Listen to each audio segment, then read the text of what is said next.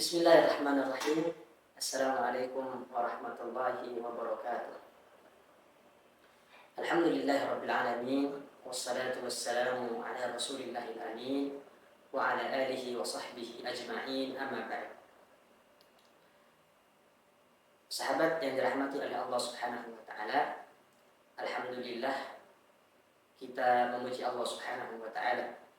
Kita memohon pertolongan kepada Allah Subhanahu wa taala.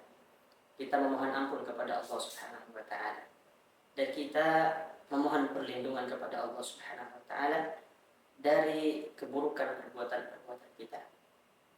Salawat serta salam semoga senantiasa tercurah limpahkan kepada Sayyidul Anbiya wa Khatimul Anbiya, pemimpin dan penutup para nabi, Sayyidina wa Nabiyana Muhammad sallallahu alaihi wasallam.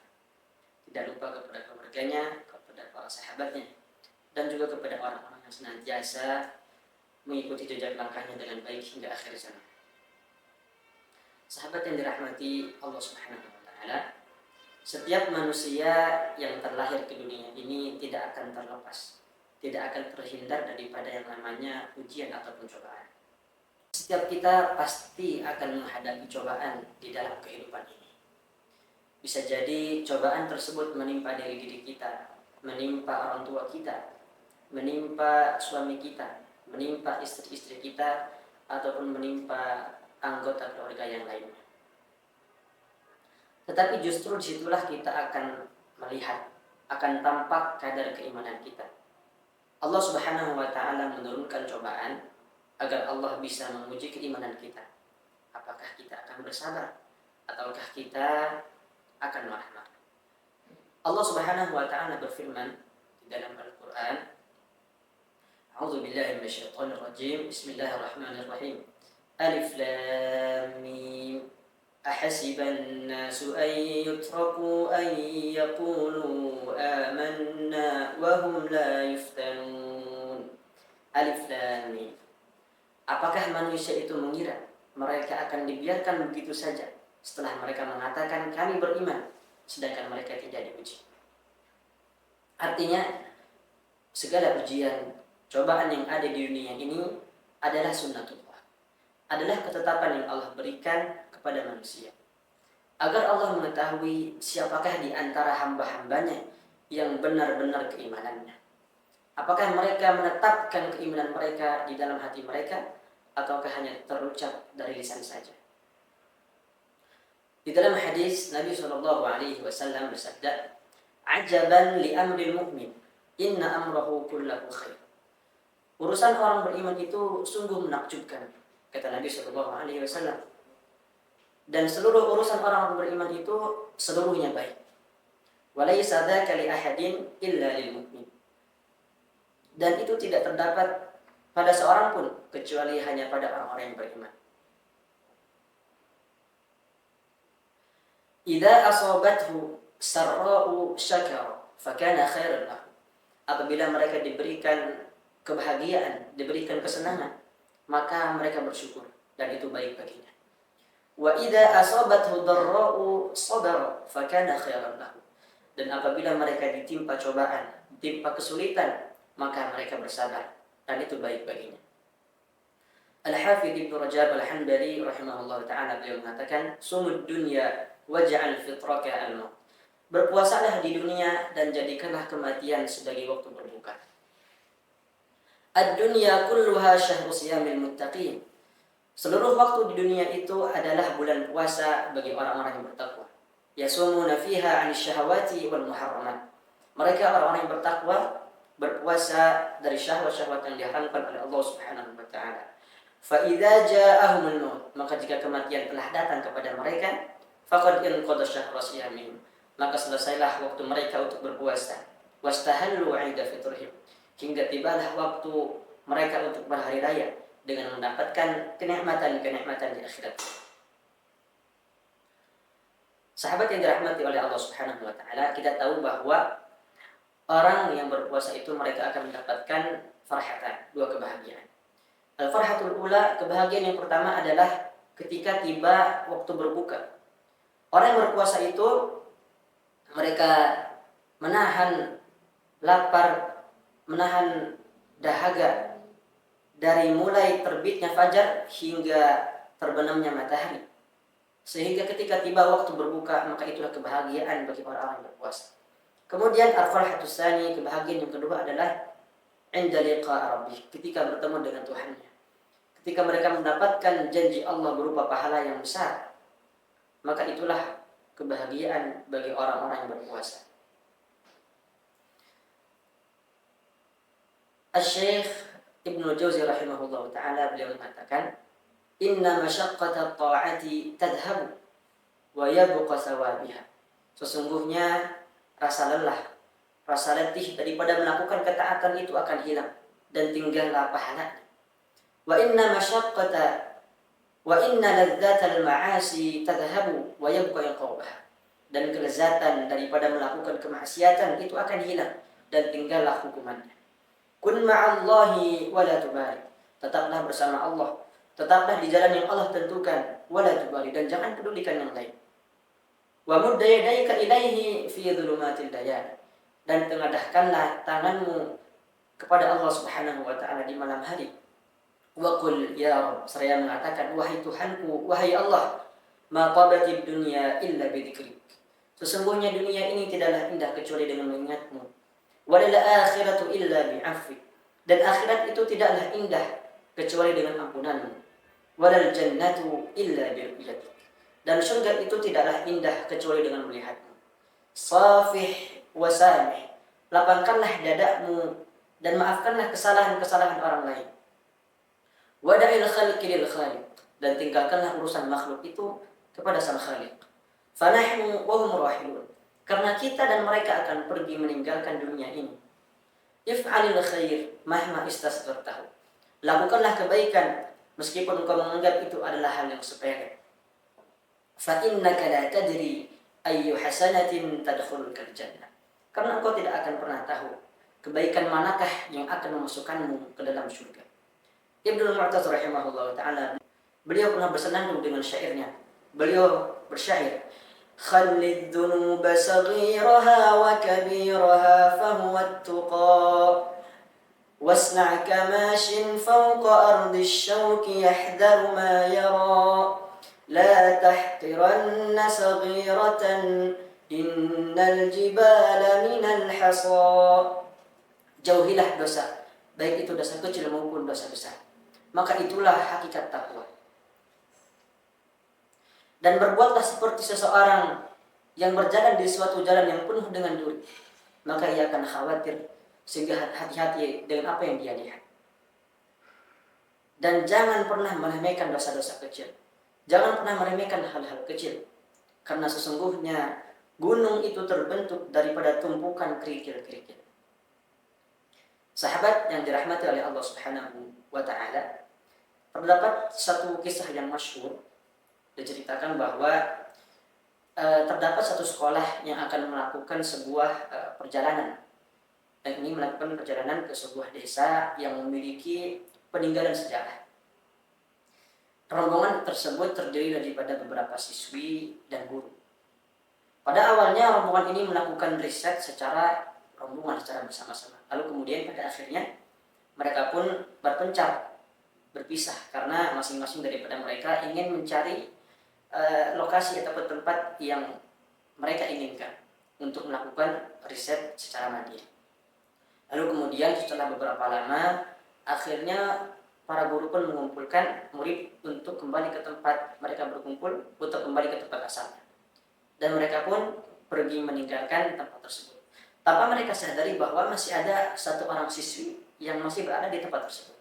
Setelah beberapa saat, siswi itu kembali ke tempat mereka berkumpul, dan ia tidak mendapati apapun, tidak mendapati seorang pun kecuali hanya dirinya sendiri.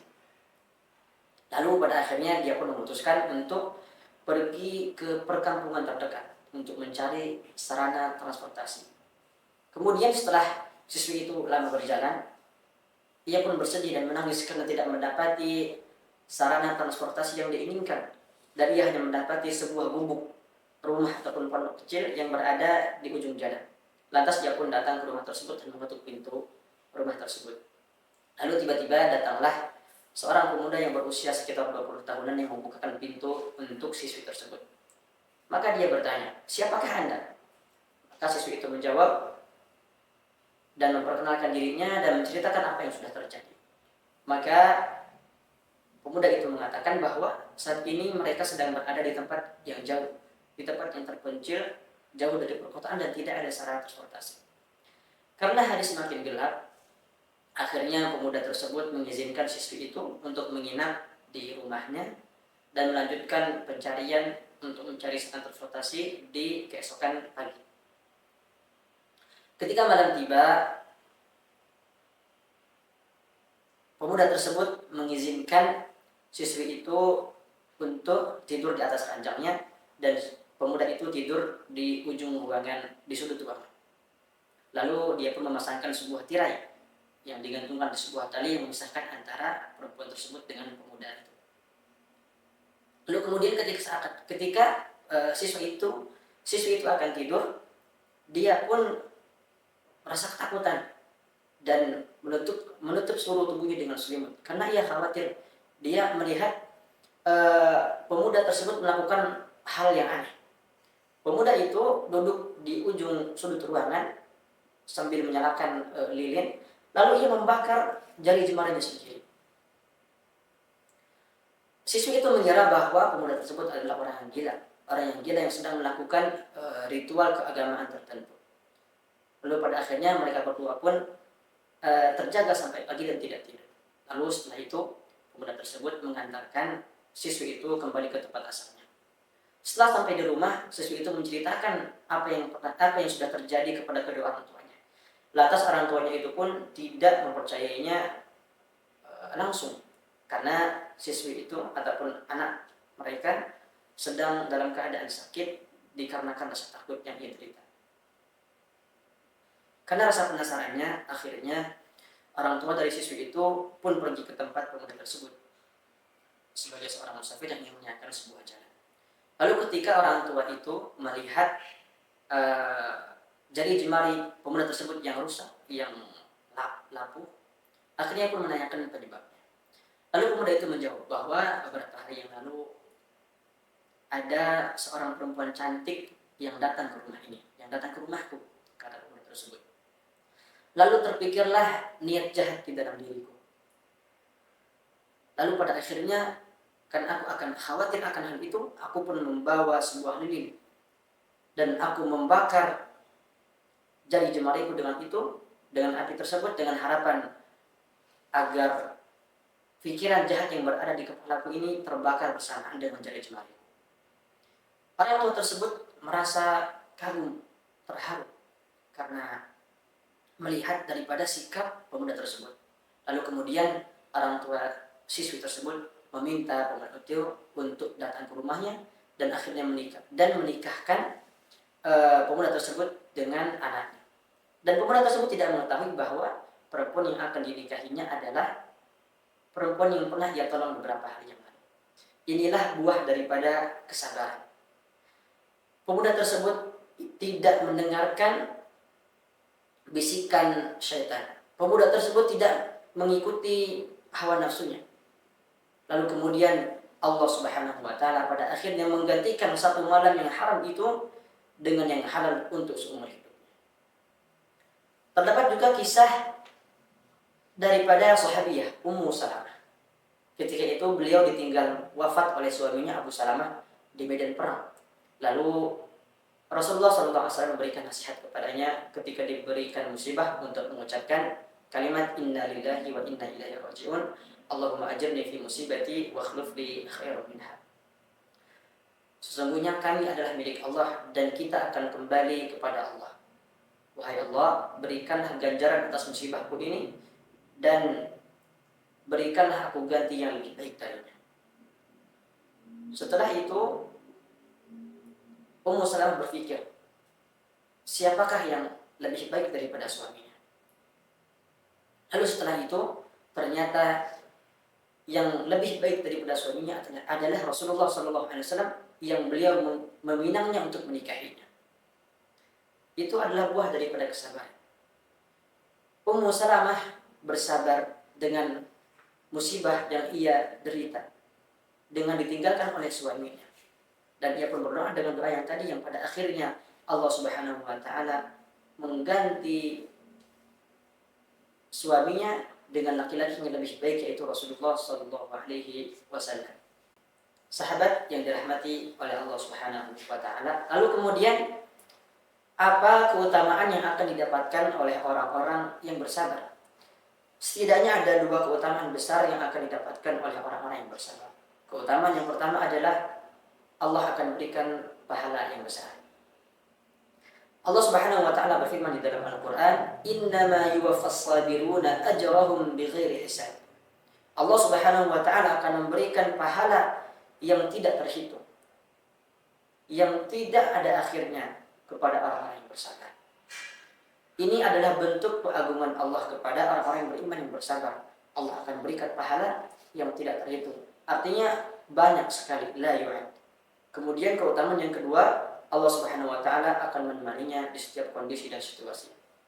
Seorang ulama mengatakan, "Khalaqallahu min kulli syai'in zawjayn itsnain illa syai'un wahid." Allah menciptakan segala sesuatu itu berpasang-pasangan, berjodoh-jodohan, kecuali satu perkara. Khalaqahu mufradan fashtaka amruhu ila Allah. Allah ciptakan dia sendirian, maka dia mengadu kepada Rabb-nya, dia mengadu kepada Allah seraya mengatakan, "Ya Rabb, khalaqta min kulli syai'in syai'ain itsnain." Engkau telah menciptakan segala sesuatu itu berjodoh-jodohan, berpasang-pasangan, illa ana, kecuali aku, khalaqtani wahdi, engkau ciptakan aku sendirian. Faqala Allah, maka Allah berfirman, "Ana ma'aka." Aku yang akan menemanimu, aku yang akan menjadi temanmu. Wa hadha syai' tab'an huwa as-sabr. Ternyata yang diciptakan sendirian oleh Allah itu adalah kesabaran. Makanya Allah Subhanahu wa taala berfirman di dalam Al-Qur'an, "Innallaha ma'as sabirin." Tsumma qala, kemudian Allah Subhanahu wa taala berfirman, "Ala tardha an akuna thaniya thani." Tidakkah engkau ridha aku yang akan menjadi temanmu, aku yang akan membersamaimu. Sahabat yang dirahmati Allah Subhanahu wa taala, itulah dua keutamaan besar yang akan didapatkan oleh orang-orang yang bersabar. Kita bermohon kepada Allah, semoga kita termasuk orang-orang yang digolongkan ke dalam orang-orang yang bersabar, sehingga kita bisa mendapatkan dua keutamaan yang besar ini kelak di hadapan Allah Subhanahu wa taala. Sahabat yang dirahmati oleh Allah Subhanahu wa taala, demikian pertemuan kita pada kesempatan hari ini. La'anna mustafiz, semoga bermanfaat. Seorang ulama mengatakan, "Man ahabba an la yanqati'u 'amaluhu ba'da mautihi falyunshiril 'ilm." Barang siapa yang ingin agar amalannya tidak terputus setelah kematiannya, falyunshiril 'ilm, maka sebarkanlah ilmu. Menyebarkan ilmu banyak sekali bentuknya. Di antaranya adalah dengan mengajarkan ilmu, menulis sebuah buku, ataupun membuat video yang berisikan kebaikan-kebaikan. Teman-teman yang menyebarkan video ini juga sudah termasuk bagian daripada menyebarkan ilmu. Akhirul kalam wa akhiru da'wana alhamdulillahi rabbil alamin. Wassalamualaikum warahmatullahi wabarakatuh.